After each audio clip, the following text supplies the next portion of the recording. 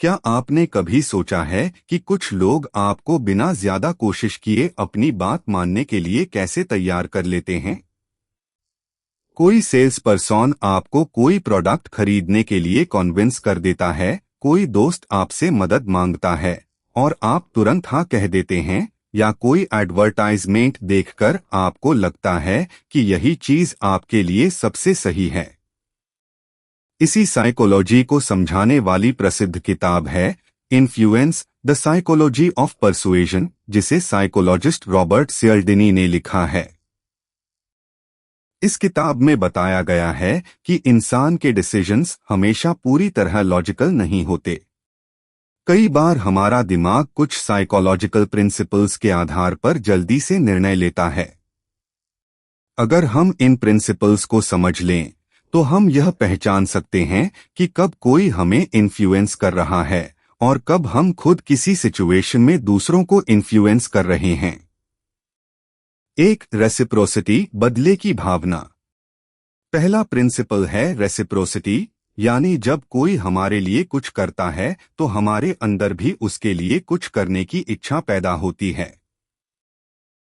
उदाहरण के लिए, अगर कोई व्यक्ति आपको कोई छोटा सा गिफ्ट देता है तो आपको उसके लिए कुछ करने का मन हो सकता है।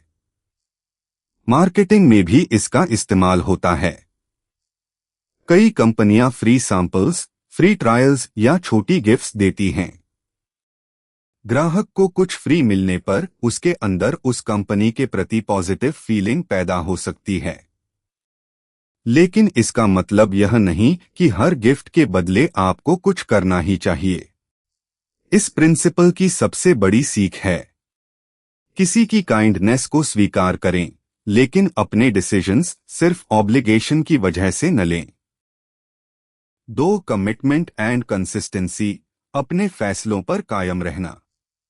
इंसान जनरली चाहता है कि उसके एक्शंस उसके पहले किए गए डिसीजंस के साथ कंसिस्टेंट रहें। मान लीजिए आपने किसी के सामने कहा कि आप रोज पढ़ाई करेंगे। अब अगले दिन जब पढ़ने का समय आएगा तो आपके अंदर उस कमिटमेंट को पूरा करने का प्रेशर महसूस हो सकता है। बिजनेसेस और मार्केटर्स भी इस साइकोलॉजी का इस्तेमाल कर सकते हैं। पहले आपसे कोई छोटा कमिटमेंट लिया जाता है और बाद में बड़ा कमिटमेंट लेने की संभावना बढ़ सकती है। इस प्रिंसिपल से हमें सीख मिलती है कि कोई भी बड़ा कमिटमेंट करने से पहले सोचें। सिर्फ इसलिए किसी डिसीजन को कंटिन्यू मत करें क्योंकि आपने उसे पहले शुरू किया था। 3, सोशल प्रूफ, दूसरे लोग क्या कर रहे हैं। जब हमें किसी सिचुएशन में समझ नहीं आता कि क्या करना चाहिए तो हम अक्सर देखते हैं कि दूसरे लोग क्या कर रहे हैं। इसे सोशल प्रूफ कहा जाता है। उदाहरण के लिए, अगर किसी रेस्टोरेंट के बाहर बहुत भीड़ है तो आपको लग सकता है कि वहां का खाना अच्छा होगा। ऑनलाइन दुनिया में रिव्यूज, रेटिंग्स, फॉलोअर्स और टेस्टिमोनियल्स भी इसी साइकोलॉजी से जुड़े हो सकते हैं। लेकिन यहां सावधान रहना जरूरी है। बहुत सारे लोग किसी चीज को पसंद करते हैं, इसका मतलब यह जरूरी नहीं कि वह चीज आपके लिए भी सही होगी। इसलिए पॉपुलैरिटी को क्वालिटी का ऑटोमेटिक प्रूफ नहीं मानना चाहिए। लाइकिंग, जिसे हम पसंद करते हैं उसकी बात ज्यादा मानते हैं। हम नेचुरली उन लोगों से ज्यादा प्रभावित होते हैं जिन्हें हम पसंद करते हैं। अगर कोई व्यक्ति फ्रेंडली है, हमारी बात सुनता है, हमारे इंटरेस्ट्स समझता है या हमें अच्छा महसूस कराता है तो उसकी बात हमें ज्यादा कॉन्विंसिंग लग सकती है।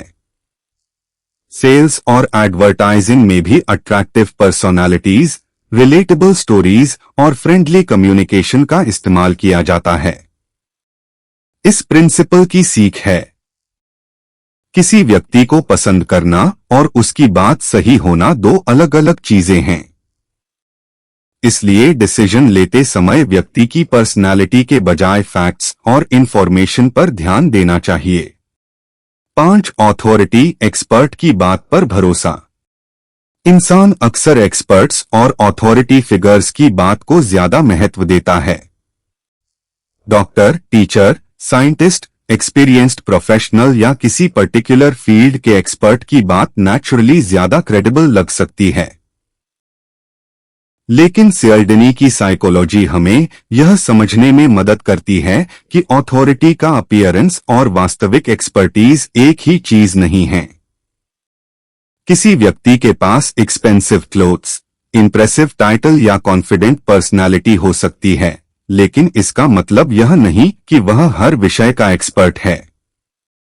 इसलिए इंपॉर्टेंट डिसीजंस में यह देखना चाहिए कि व्यक्ति की एक्सपर्टीज वास्तव में उस विषय से जुड़ी है या नहीं। 6. स्केर्सिटी, जो कम उपलब्ध है उसकी वैल्यू ज्यादा लगती है। यह प्रिंसिपल बहुत पावरफुल है।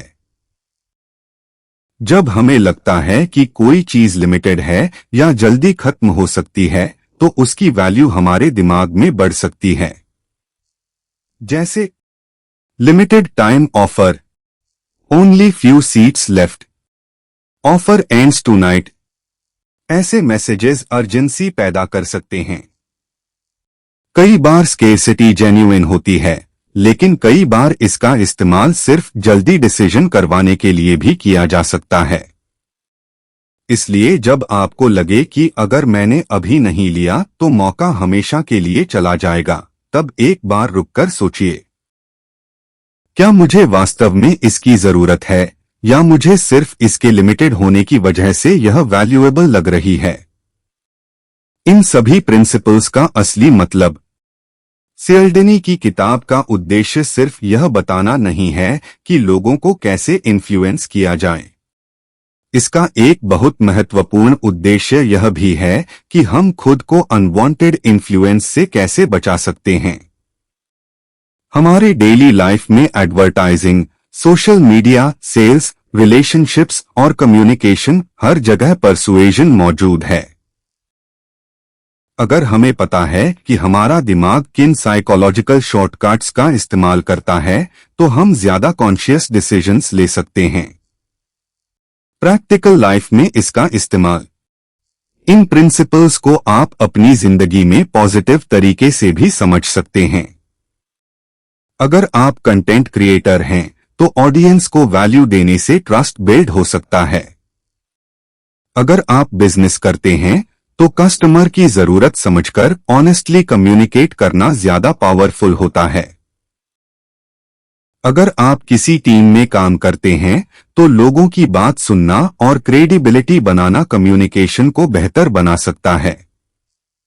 लेकिन इन्फ्लुएंस का इस्तेमाल मैनिपुलेशन के लिए नहीं बल्कि एथिकल कम्युनिकेशन के लिए करना ज्यादा सही है। सबसे बड़ी सीख, इस किताब की सबसे बड़ी सीख यह है कि हमारा दिमाग हर डिसीजन को पूरी तरह डिटेल में एनालाइज नहीं करता। कई सिचुएशंस में हम शॉर्टकट्स लेते हैं। कभी हम सोचते हैं दूसरे लोग कर रहे हैं तो शायद सही होगा, कभी यह एक्सपर्ट बोल रहा है तो जरूर सही होगा, कभी यह ऑफर लिमिटेड है इसलिए मुझे अभी लेना चाहिए, और कभी इस व्यक्ति ने मेरे लिए कुछ किया है इसलिए मुझे भी हाँ कहनी चाहिए। यही साइकोलॉजिकल पैटर्न्स हमें इन्फ्लुएंस कर सकते हैं। इसलिए अगली बार जब कोई आपको कोई प्रोडक्ट खरीदने, किसी डिसीजन पर हाँ कहने या तुरंत एक्शन लेने के लिए कन्विंस करे तो एक छोटा सा पॉज लें और खुद से पूछें, मैं यह डिसीजन अपनी जरूरत और सोच के आधार पर ले रहा हूं या किसी साइकोलॉजिकल प्रेशर की वजह से। यही अवेयरनेस आपको ज्यादा स्मार्ट और इंडिपेंडेंट डिसीजन मेकर बना सकती है। Conclusion, influence the psychology of persuasion हमें इंसानी बिहेवियर को समझने का एक पावरफुल फ्रेमवर्क देती है। Reciprocity, commitment, social proof, liking, authority और स्केर्सिटी जैसे प्रिंसिपल्स हमारे रोजमर्रा के डिसीजंस पर असर डाल सकते हैं। लेकिन असली पावर दूसरों को कंट्रोल करने में नहीं बल्कि यह समझने में है कि हमारे डिसीजंस को कौन और किस तरह इन्फ्लुएंस कर रहा है। जब आप इन साइकोलॉजिकल पैटर्न्स को पहचानना शुरू करते हैं तो आप हर ऑफर, हर एडवर्टाइजमेंट और हर पर्सुएसिव कॉन्वर्सेशन को थोड़ा ज्यादा क्लियरली देख पाते हैं। और शायद यही इस किताब की सबसे महत्वपूर्ण सीख है। इन्फ्लुएंस को समझिए, लेकिन अपने डिसीजंस की कंट्रोल हमेशा अपने हाथ में रखिए।